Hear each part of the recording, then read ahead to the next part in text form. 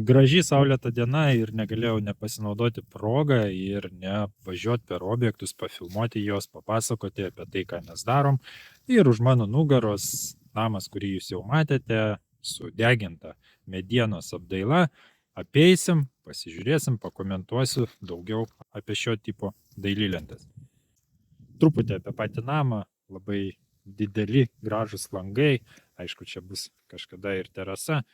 Paprastas, klasikinės, dvišlaitis stogas, tokių namų mes pastatom kiekvienais metais nemažai, skiriasi langai, išplanavimas kažkiek, bet tiek forma, tiek plotis tikrai visą laiką vienodas. Karolis Tyla, mūsų architektas, jisai juos projektuoja, gali pritaikyti pagal jūsų poreikius, išdėstymą, visą kitą, tai jeigu reikia, kreipkitės ir jums tokį suprojektuosim, pastatysim.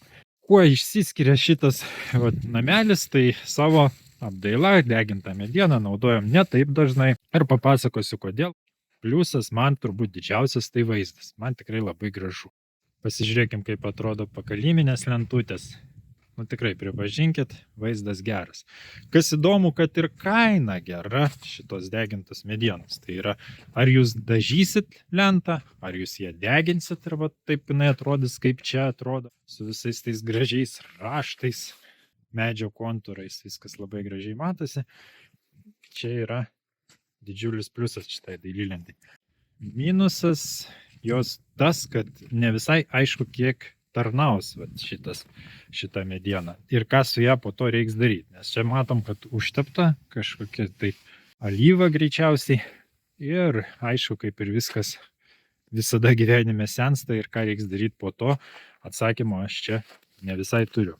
Kitas dalykas - montavimas. Montavimas tokios dailylentės tik su varžtais. Varžtai ne visiems gražiai atrodo. Kodėl tik su varžtais? Nes esam jau ne vieną namą persukinėję ir apie tai netgi Facebook postus rašėm, kad mediena vis tik vaikšto ir tenka paskui persukinėti visą fasadą.